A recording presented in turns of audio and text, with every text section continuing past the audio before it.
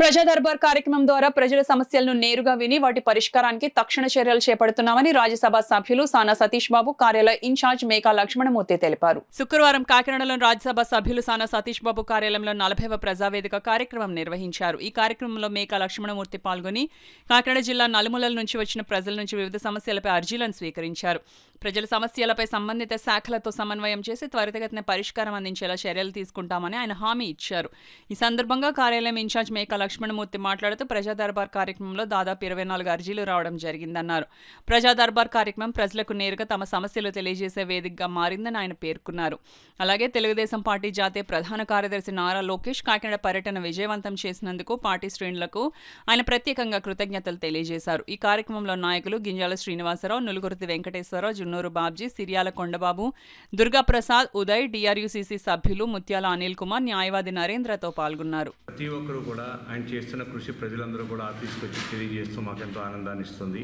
ప్రజా దర్బార్లో ఉన్న ప్రతి విషయాన్ని కూడా ఆయన కులసంగా చర్చిస్తున్నారు, ప్రజలందరికీ తెలుసు. ఈ ప్రజా దర్బార్లో ముఖ్యంగా హెల్త్ విభాగానికి సంబంధించి, డ్రైనేజ్ మౌలికతలకు సంబంధించి గురించి, ఉద్యోగ విషయాల గురించి మరియు వ్యక్తిగత ఆర్జీలు కూడా ఇవ్వడం జరిగింది.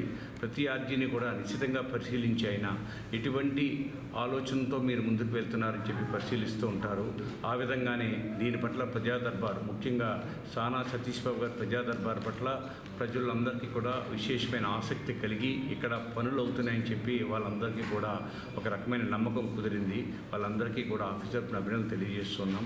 ప్రజలు ఒకటే గమనించాలి, ఏ అర్జీ అయినా సరే వ్యక్తిగత అర్జీ అయినప్పటికీ కూడా ఆలోచన విధానంలో సానా సతీష్ బాబు చేస్తున్న కృషిని వాళ్ళు ఆలోచన చేస్తున్నారు. కాబట్టి వారందరికీ కూడా మరొకసారి అభినందనలు తెలియజేస్తున్నాం.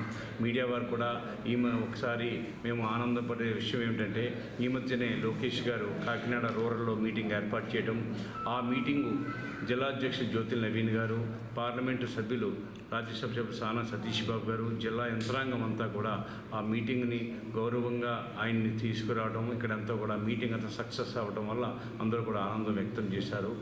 ఒక్కటైన విషయం మాత్రం, ఈ కుటుంబం అంతా కూడా ఆనందంగా ఉండాలి. తెలుగుదేశం పార్టీ కార్యకర్తలంతా ఒక కుటుంబంగా ఉండి వారి యొక్క సమస్యలు ఏమైనా సరే ఈ రాజ్యసభ సభ్యులు సానా సతీష్ గారి దృష్టికి తీసుకెళ్ళడం కూడా చెప్పడం జరిగింది. ఆ విధంగానే ప్రతి సమస్యను మేము పరిష్కరిస్తున్నాం. ఆ విధానంలో కొంత ఇబ్బంది ఉన్నప్పటికీ కూడా ఆ కార్యకర్తలందరూ కూడా మా యొక్క సేవలను గుర్తించి సంతోషం వ్యక్తం చేస్తున్నారు. చాలా ఎక్కువ శ్రద్ధ చూపిస్తున్నారు. కాకినాడలో మినీ స్టేడియం రావడానికి, క్రికెట్ స్టేడియం రావడానికి చాలా కృషి చేశారు. దానికి మన కాకినాడలో భువనేశ్వర గుడి దగ్గర సుమారు 24 ఎకరాల్లో త్వరలో నిర్మించడం జరుగుతుంది.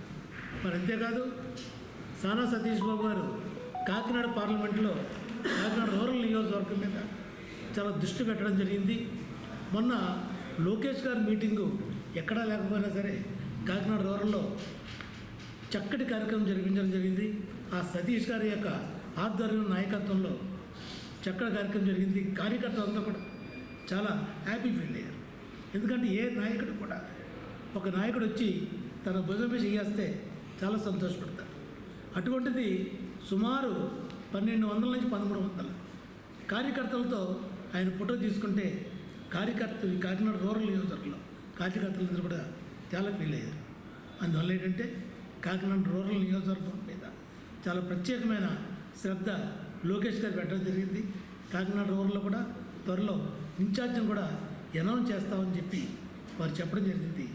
సతీష్ బాబు గారు ఈ ఆధ్వర్యంలో, నాయకత్వంలో ఈ ప్రజా దర్బార్ కార్యక్రమం రోజు కూడా మంచి స్పందన వస్తుంది. ఏ రోజుకి ఆ రోజు స్పందన రావడం కాదు, చాలామంది పిటిషన్ పెడతారు, దర్బార్ నెరవేరుస్తారు, కానీ సమస్యలు పరిష్కారం. కానీ ఇక్కడికి వచ్చిన తర్వాత ఎవరైనా సరే వచ్చారంటే ఆ సమస్య చాలా వరకు 90% పరిష్కారం జరుగుతుంది.